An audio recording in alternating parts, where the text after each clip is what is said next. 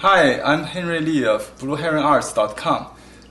Now I'm going to talk about Fu Pao-Shih, one of the greatest artists in 20th century China.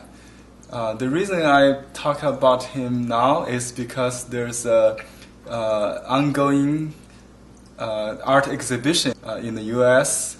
and this inspired me to talk about his art because this is the first time Fu Pao-Shih's paintings are exhibited in the Western world. And with that exhibition comes the first Western language book about him. Chinese art in the age of revolution, Fu Pao-Shih, 1904 to 1965. This book is actually the catalog of this exhibition, and with a comprehensive research article by Anita Chong, published by Yale University. You can get it on Amazon right now. Coincidentally, when I visited my hometown Nanjing in the mid-November, I heard this exhibition in Nanjing from my class, online class students, and I called the organizers in Nanjing Museum. The paintings exhibited in Cleveland Museum is a cooperation between Nanjing and the Nanjing Museum and the Cleveland Museum. The 80 masterpieces exhibited in the Fu Pao-Shih painting show is the best of the best, according to my friend Xinyu. He just came back at the time when I was in Nanjing from the U.S. After the opening of the opening ceremony of the show. So this is a very good opportunity to see his original work if you have chance to go. And after that, I heard that it will be shown in the Metropolitan Museum in New York City. So, now let's take a look of his art career. Fu Pao-Shih was born in a humble Chinese peasant family. His father was a orphan, and he was very sick and weak, so he could not till the land anymore. So he went to Nanchang, the capital city of Jiangxi Province, to become a umbrella repair worker. And he met his wife, also a poor girl, escaped from arranged marriage. They had 7 children, and Fu Pao-Shih was the only survivor of the 7, the youngest. And Fu Pao-Shih lost his father very early on, and he became the second generation orphan, so to speak. But his mother is a very diligent woman, and she supported him to go to primary schools. And so Fu Pao-Shih was so talented, so he became a apprentice in his young age of 12, working in a porcelain ceramics shop. He started to get interested in seal engraving art because there's a store next door to the porcelain shop he worked shortly, and also a mounting framing shop, actually mounting scroll mounting shop next door on the other side of the porcelain shop. So he got interested in both seal engraving and Chinese painting in a very early age, and he started seal engraving art by himself and published books when he was very young on the art of seal engraving, and also art history. By early 20s, he became a teacher, and so he went to Japan to study art history and crafts arts and crafts. There are two different artists in that time in China, and Fu Pao-Shih was among the group that went overseas to study. Most of them, like Qu Beihong or Lin Fengmian or Wu Guanzhong, he just passed last year, went to France. And Fu Pao-Shih, because short of money, he went to Japan. And he was probably the most famous overseas artist at that time studied in Japan. There were also artists who went to the U.S., like Yuan Ji. And so Fu Pao-Shih was the most famous overseas student, art student from Japan. So his experience is very unique than other masters who studied in Europe. Because he thinks the Japanese art tradition is the survival or remnants of Chinese old tradition that has been lost in mainland. So he thinks the study of Japanese art is just like studied ancient Chinese art tradition, like Song Dynasty or Tang Dynasty or even older. So he spent lots of time to study that 60 dynasties art series with his advisor, Japanese professor, and he wrote books on those early ages of Chinese painting series, and also translated books on the medieval Chinese art history. So he is a very scholar kind of artist. His other inspiration are from his direct observation of nature. So his painting always reflect his life, his travel in China and other countries. Later on, he developed we call it socialist realism, or in this book, it's labeled revolutionary romanticism. So it's a revolutionary style that he developed over the years. And Fu Pao-Shih is so different from all those people. He is one of the greatest talent of the time. So his style is very unique. He, on the one hand, continued the tradition of the literary painting spirit, but technically he borrowed many Western concepts via Japanese art, like in his figure painting or landscape painting, the color washes, and also the unique split brush technique that I would like to show you a little bit. So his most famous trademark is the Baoshi Cun, the texture created with his unique brush strokes. And to talk about that, we need to know what kind of brush he would use.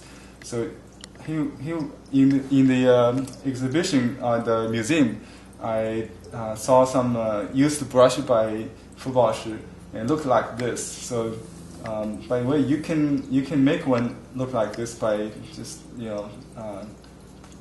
crash the hair and kind of twist it a little bit towards the center, so the brush would become a split brush. By the way, in traditional Chinese landscape painting, all traditional Chinese painting, there's only two kind of stroke. One is the tip stroke, tip-centered or concealed stroke, or side brush stroke. Fu Pao-Shih created the third kind. It's called the split brush. So he's considered these are, if used this way, these are multiple tip strokes, or flying white. He also used the bottom of the brush, or the center of the brush, which is not used in the ancient or early Chinese paintings. So the traditional Chinese painting only use up to like 1/3 or half of the brush, either the tip or the side. But he would use the brush more like all directions and from tip to the bottom, like this. So let's take a look of some of his paintings. You can get a English book, the first one written in Western language, based on the current show in Cleveland Museum. Here I also brought back 2 volumes of Fu Pao-Shih painting collections. In this show, they got 80 original plus some other painting pictures. So there are 100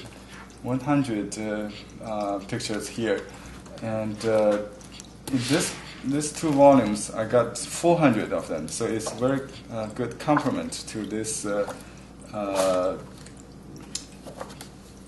English book.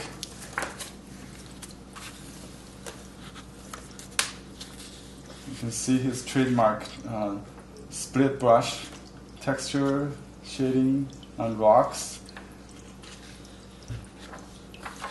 And also this one. And his use of alum water to treat the paper as a size, so it will become less absorbent, and you can then paint away it. You can see the storm effect. Also, he would use white or alum on the waterfall. If we use white on the back side of the paper, he used mulberry paper all the time. Another characteristic of his unique painting, maybe a Japanese influence.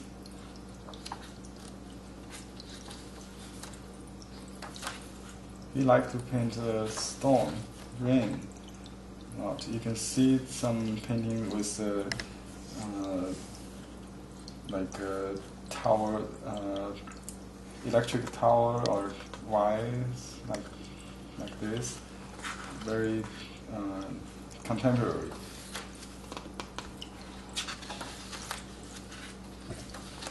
He's very good at figures, and some scholars says his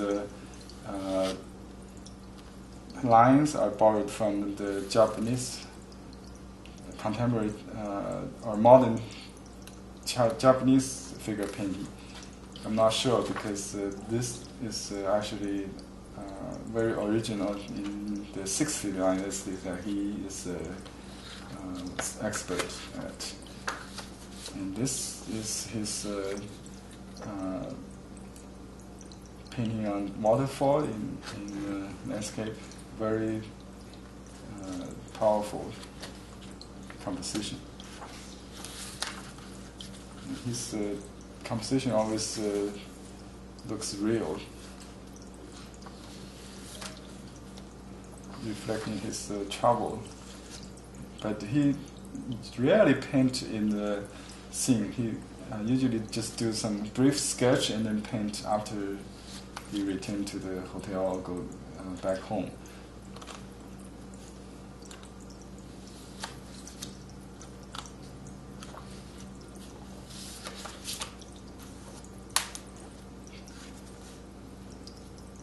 His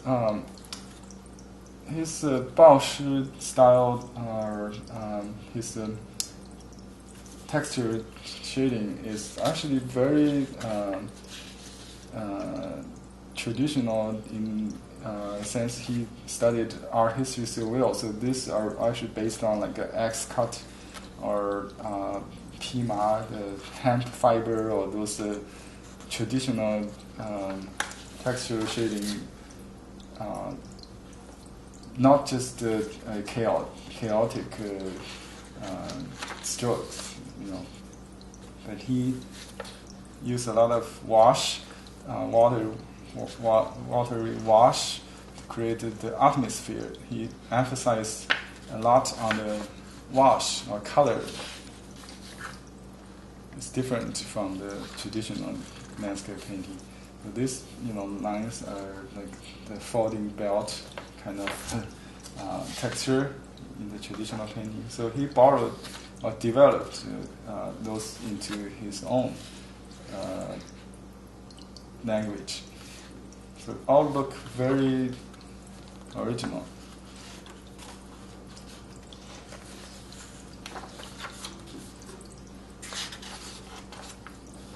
His revolutionary romanticism is best seen in this picture, and also the largest painting hanging in the People's Hall, the landscape with the red sun or the globe is probably inspired by the Ansels, but he did a lot of poetic painting based on Mao Zedong. He's a great poet, by the way. His poems. So this is like the globe,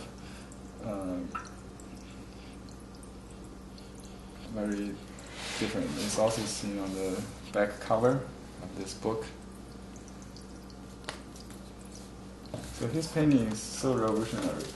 And if we go back to his source, he copied a lot of Shi Tao in his early years. So he's actually very good at art, very good art historian. And also he borrowed Japanese figure painting from this copy. It's a Japanese Buddhist painting he copied. And you can see this portrait is Shi Tao. Shi Tao is his favorite artist in Chinese art history. He had written some books on him, and this is the detail of that painting. Shi Tao. His landscape painting are Shi Tao inspired. This one is also a copy of Shi Tao's painting. So his inspiration sources are from nature, from the ancient masterpieces, from Western influenced Japanese painting, and his personal experience. I think most important is his passion and the poetic nature of artist. He liked to paint after drinking wines, and he has a seal says after drunk. So he is very good at seal engraving art, like many other greatest artists in contemporary Chinese art history. We can name like Wu Changshuo, Qi Baishi, Fu Pao-Shih are all greatest seal engraving artists. But Fu Pao-Shih only had about 3,000 paintings left. He died at 61, relatively young, compared to other long-lived artists. So at that age, Qi Baishi was still obscure. And so Qi Baishi left 40,000 paintings, and Huang Binghong also 40,000. So Fu Pao-Shih only had 3,000 paintings, and most paintings are in the collection of museums, like Nanjing Museum. So we are fortunate to see his original paintings for the first time in the U.S. or in the whole outside of China. So if you have chance to go, you should take a look at this exhibition in person or get this book. And also this Chinese collection will greatly increase your knowledge about him and inspiration that you will get from his painting will really helpful with your art creations. I hope this information are interesting to you, and if you have any questions, please contact me at blueheronarts.com. Thank you.